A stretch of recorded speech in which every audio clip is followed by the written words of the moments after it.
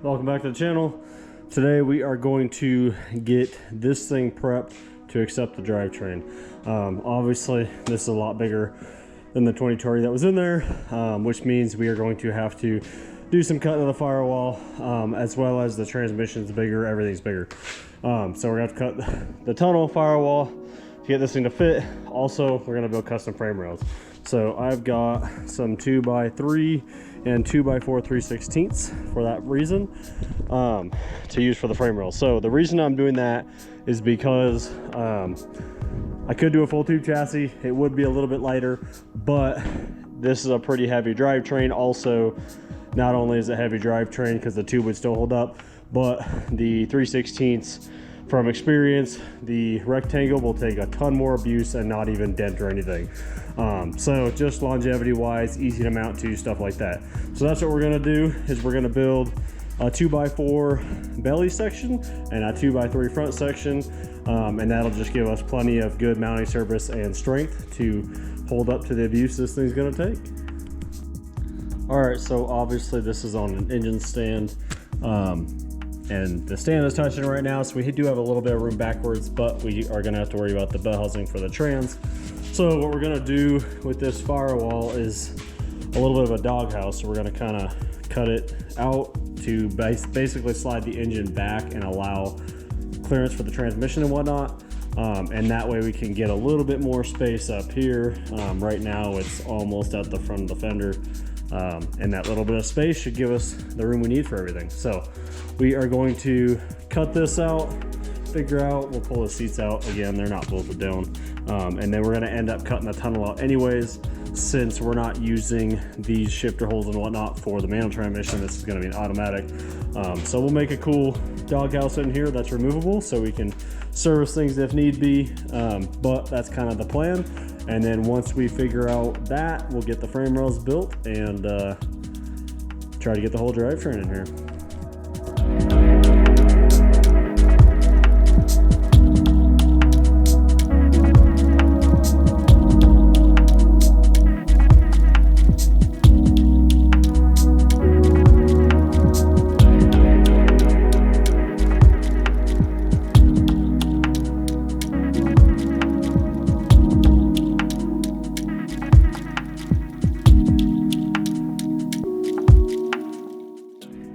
That should be pretty close to where the engine is going to sit. So we are obviously going to have to modify the tunnel too, because the bell housing is pretty far up.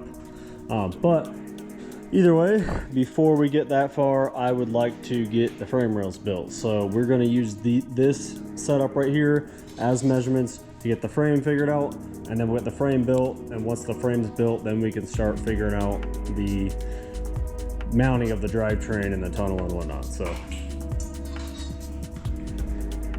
all right, so we already cut a piece of 2x4 that'll go along the whole belly. Now we're working on cutting some 2x3. So using some cardboard just makes it easy that way. And that's about how much I want to come up, and then this one will extend all the way out.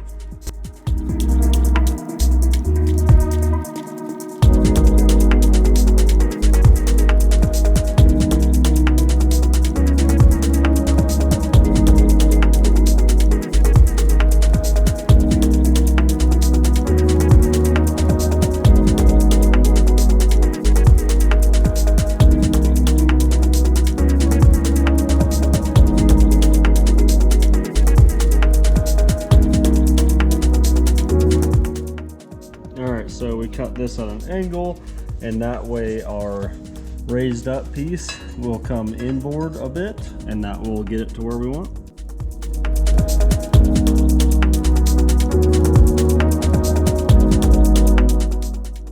All right, so we got the frame rails mocked up in here.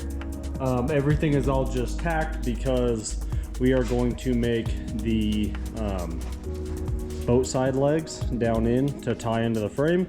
So we'll do the front one and the rear one, get everything measured perfect, and then we'll do the second side, and then we'll come up here and make sure that everything is perfectly square, and tack a cross member in the front, and that way it'll all kind of hold itself together with the both sides.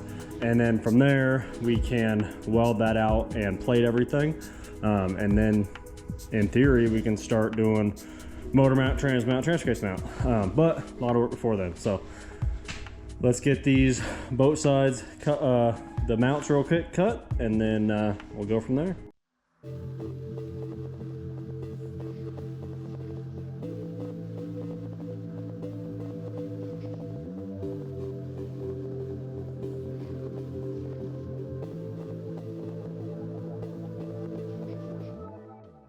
All right, we got a bunch of these legs cut. We're going to clean them up and then make sure they're all exactly the same. Start fitting them up.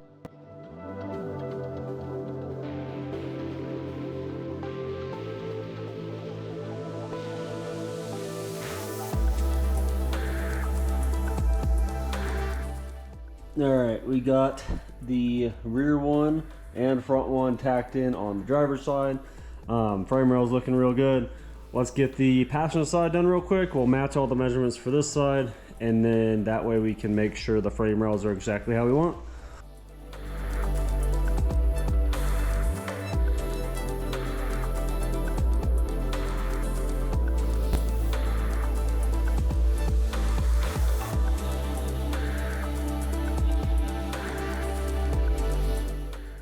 All right, so we got the boat side with the frame rail and the front frame rails all level. I'm going to roll the engine back out because this side is just a little bit crooked and we want everything to be completely square. So I'm gonna roll the motor out, get all this squared up, and then we can finish out the legs and move on.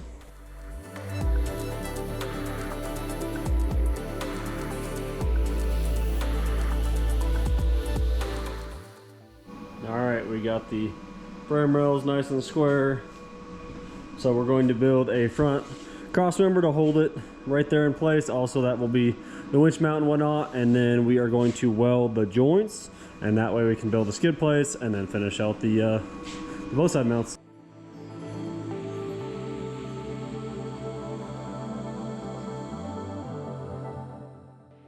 All right, got that tacked in.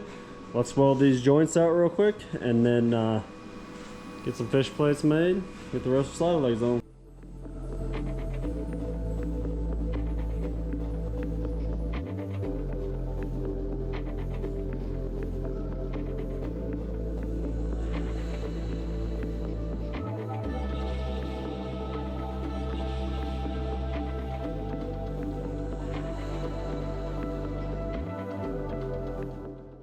All right, we got 2 more for each side, so that makes 4 legs. So we're gonna measure it out, space them even, get them tacked in.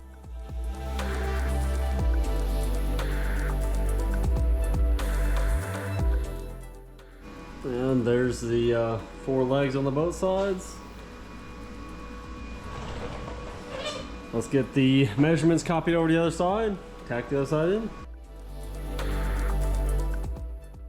All right, so we got all the boat side legs in on both sides. So we are going to remove the front one so we can throw a fish plate in here to tie this frame all together and spread that load, and then we'll put this back on.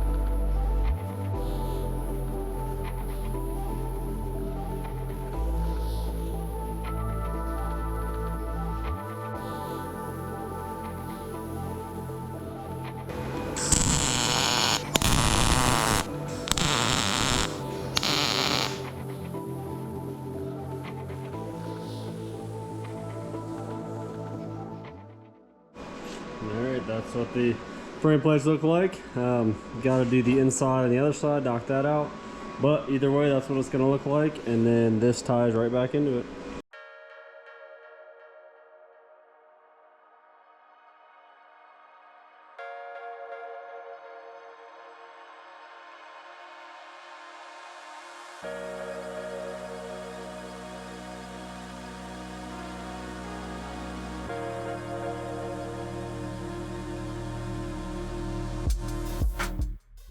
All right, both side outer fish plates are finished up and welded, and then all the slider legs are all tacked in.